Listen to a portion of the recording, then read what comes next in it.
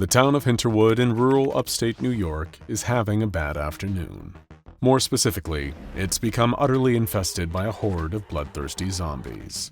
A random bovine mutation tainted the beef in a local diner's subprime burgers. This resulted in an outbreak of SCP-008, also known, appropriately, as the zombie plague. After one person was infected, a biting frenzy began and humans were on the menu. Soon enough, half the town were mindless monsters with a particular malicious method of mastication. Try saying that 3 times fast. I dare you. Normally, the SCP Foundation would need to dispatch hundreds of mobile task force operatives, a non-zero percentage of which would likely become infected in the process. It would be a chaotic miniature production of World War Z that would result in such a huge number of casualties, it would almost be easier to just drop a nuke on the town and call it a day. Survivors be damned. But instead of a nuke, they dropped Saitama.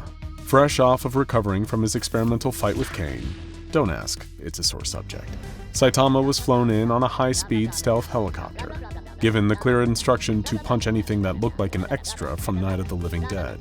The disease had a 100% infection rate, and nothing but a dose of SCP-500 would fix. And as heartless as it sounded, random townies who'd been zombified didn't have the VIP status that warranted the use of one of the 47 remaining miracle pills. Saitama was dropped from the helicopter into the embattled town, performing a perfect superhero landing, and began punching like his life depended on it. Zombie after zombie was sent flying or practically evaporated with the sheer percussive force of Saitama's mighty red glove fist. As the survivors ran and took shelter, all of the SCP-008 zombies focused their collected attention on the hero for fun. The hordes of hungry, diseased flesh closed in, but Saitama's energy never let up. In fact, he seemed bored by the whole thing, yawning sometimes between turning groups of zombies into red mist. By the time he was done, there was nothing left. The only living things left in town were humans, and the situation was considered contained. A contingent of Foundation field agents were dispatched to provide amnestics to the remaining people in town, creating the cover story of a natural disaster that sadly caused hundreds of fatalities in town. From there, everything went on as it should. Since he joined the Foundation as a field agent, Saitama had made everything easier. He was like an Abel who actually did what he was told, and much stronger too, much to poor Abel's endless frustration. Fatalities had gone down among other personnel, containment rates had gone up, and the average duration of each containment breach had gone down by several hours. In short, he'd become a secure, contain, and protect superstar. But that didn't mean everyone was happy with the situation. While the Foundation had appreciated Saitama's involvement more, and had a much better company dental plan, it wasn't the first monster-fighting organization that Saitama had worked for. Back in Japan's A City, terrifying monsters were rampaging, and the Hero Association had no idea why they were doing such a bad job of combating them. These creatures, which the Hero Association called mysterious beings, had always been a problem, but before recently, the hundreds of heroes underneath their watch had been able to take care of the threat, especially their incredible S-Class heroes, a group of anomalous humans with stupendous supernatural powers and combat abilities. But recently, the mysterious being attacks had been overwhelming. The Hero Association had all of their desk jockeys researching any discrepancies in their own records that could account for how things had gotten so much worse. Buried in some paperwork, they seemed to find the answer. The disappearance of a simple C-Class hero, the Caped Baldy, from their roster. Was there something that they missed with this seemingly unassuming hero?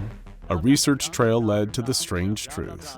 The hero had been headhunted by another organization that tackled and defeated their own kinds of mysterious beings, the SCP Foundation, and they weren't going to take this act of blatant thievery lying down. With their own vast resources, they found a member of the O5 Council and sent emissaries to address what they saw as an injustice against them. In the eyes of the Hero Association, the SCP Foundation needed to give them back their Caped Baldy, or they'd get into a potentially devastating monster-fighting organization feud. That was an outcome that nobody involved wanted. So unless they wanted to create a messy joint custody situation with Saitama, the Foundation needed to offer something to the Hero Association in return. And after a long session of brainstorming, they realized exactly what they would offer their new potential rival in exchange for getting to keep Saitama for themselves. They would let the Hero Association use SCP-914, the Clockworks, to improve the heroes who were already on their roster and push them to new heights. And thus, the floodgates were opened. When Saitama heard about this, he was eager to have first dibs on which hero would be the first to be upgraded. The hero in question was no stranger to upgrades already: Genos, the hero known as the Demon Cyborg, and also Saitama's sidekick and best friend. Genos was a highly honorable yet often rather ruthless hero whose cyborg parts and martial arts training gives him stupendous combat ability. When he wasn't beating his monstrous enemies to death with his metal limbs, he was capable of using his palm and foot-mounted fire cannons to roast them into oblivion. However, the biggest problem that Genos often suffered from was that when he goes up against stronger, mysterious beings or supervillains, he was liable to end up looking like a broken toy, with destroyed cyber limbs that needed to be repaired by a cybernetically skilled scientist. Saitama told Genos that this technology might be able to help him out. "Of course, Master Saitama," Genos said. "Anything that might help me catch up with your skill. I want to be the most effective fighter I can be." Almost everyone knows how the Clockworks, works. When something is put into the intake box of the large, archaic, and mysterious machine, that something is transformed depending on the setting that the machine is configured to. There's a whole bunch of settings, but the most relevant to our purposes here is Very Fine, a setting that improves whatever is placed into the intake booth in some kind of unpredictable, anomalous way. It can be a real crapshoot, to put it frankly. You might get something incredible, or you might get a monstrous death beast that tears up half of the containment site and kills hundreds of people. Everyone was just hoping that the Hero Association upgrades would swing in the right direction. Genos stepped into the intake booth. The setting was switched to Very Fine, and the machine was turned on. By the time its mysterious work was done, Genos stepped out with an impressive upgrade. He was still very much the Demon Cyborg of legend, but his metal components were no longer the brittle solid metal that had been so easily broken before. They were now, in true T-1000 style, a malleable nanite liquid metal that could reshape and reform into any weapon or tool he needed in combat, before turning back into normal arms whenever he needed them. There was no question that this would make him a much more effective fighter against the mysterious beings of the world, and the success of this first test made the Hero Association eager to greenlight others and move their best heroes to the next level. But before the other S-Class heroes could line up for their upgrade, Saitama had another request: a hero who truly deserved to have his power actually live up to the strength of his fighting spirit. It could only be Saitama's good friend Satoru, or as his fellow heroes knew him, the brave and gallant Mumen Rider. Mumen Rider was a brave and heroic individual, who just so happens to lack any meaningful superpowers or combat abilities. Instead, he had a bicycle with a handbasket, a helmet, and a bodysuit, and a dream to defend the weak and fight crime, even though he could arguably be included among the weak. He did, however, have incredible, almost superhuman bravery, taking on opponents leagues beyond his level, like the terrifying Deep Sea King. Saitama practically demanded that Mumen Rider go into the machine next, along with his beloved bike. And seeing as the Caped Baldy had all the leverage in the situation, his demand was met. Mumen Rider and his bike entered the intake booth, and just like that, the machine was set to Very Fine, and the refinement process was kicked into gear. Once the shaking and rumbling of the machine was over, Mumen Rider didn't step out of the output booth. He rode out of it, on a bike that had become a flying motorcycle, capable of firing out a number of deadly offensive projectiles, from heat-seeking fireballs to a metal-melting acid spray. Mumen Rider himself had also gotten an upgrade. He was bigger, tougher, and buffer, with new combat skills that would make him a force to be reckoned with. Saitama's buddies had been given their preferential treatment and were satisfied with the outcome, and now it was time for the rest of the S-Class heroes to have their turn in the machine. The number one S-Class hero, Blast, well, he wasn't there on the day they were all doing this actually, he had other engagements. Sorry about that. But the second greatest S-Class hero, Tatsumaki, the Terrible Tornado, came out of the output booth with extra eyes, boosting her already stupendous telekinetic and psychic powers. If she wanted to, she could probably collapse a small planet with the sheer force of her mind, though we don't know why she would want to do that. Next came Bang, aka Silver Fang, the master of the Fist of Flowing Water Crushed Rock, whose master over martial arts put him on the level of people with actual superpowers.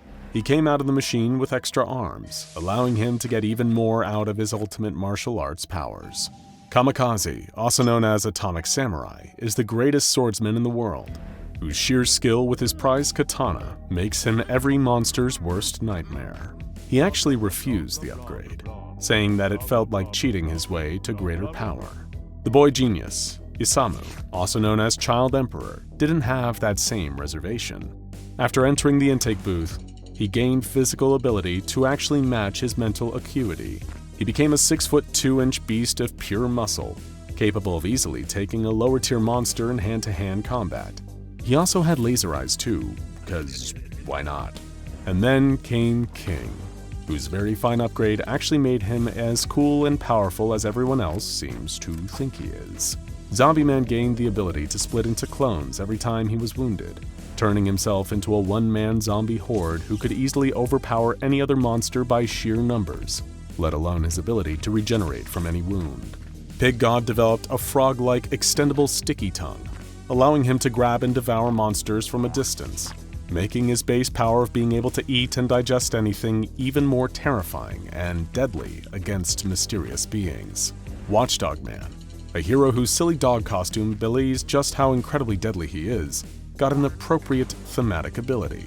He fused with his dog costume and became a true dogman, who also had the Dr. Dolittle-esque ability to communicate with and control dogs, giving him a canine army and support network all across the world.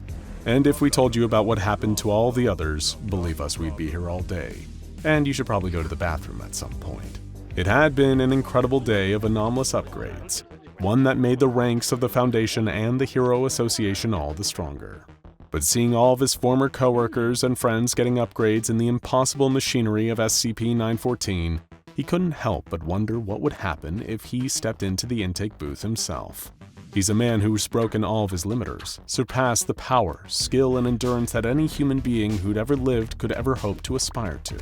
So, what would happen if he got his own very fine upgrade? Debate broke out between the heads of both the Foundation and the Hero Association, with anything transformative involving a character as powerful as Saitama introducing some unpredictable anomalous event might completely shift the balance of power in the universe. It was something that Dr. Clef informally called a, quote, Code Black Atom. However, despite both organizations being reluctant to let Saitama step into the Clockworks, there was another big problem weighing over the entire conversation. If Saitama truly wanted to get into the Clockworks, could any of them stop him? It might be best to just let him have his fun in the machine and hope that it didn't somehow transform him into a malicious, universe-destroying monster on par with the Scarlet King. Approval was granted bilaterally, and with all the red tape cleared, Saitama stepped into the intake box and the dial on the console was set to very fine. The doors closed and the Clockworks rumbled, while everyone else tensed for the horrors that might unfold. The newly upgraded Genos and Moomin Rider also stood by, confident that not even the power of the Clockworks would corrupt the indelibly pure heart of their dear friend and mentor. And then, the booth opened. Billowing smoke that wafted out and filled the room as its occupants stepped out. Everyone in attendance was truly shocked as the smoke cleared and revealed what had transpired inside the Clockworks. Almost everything about Saitama was the same. His body, his costume, his powers and skills. But there was one key difference. The caped Baldy now had a luscious head of hair. As someone passed Saitama a mirror, he looked at himself and tears welled up in his heroic eyes. With a trembling voice, he said, "It's all I've ever wanted." Now check out SCP Foundation Contains One Punch Man, Saitama's Big Surprise. And Saitama joins the SCP Foundation, SCP-076 Abel is Annoyed, for more.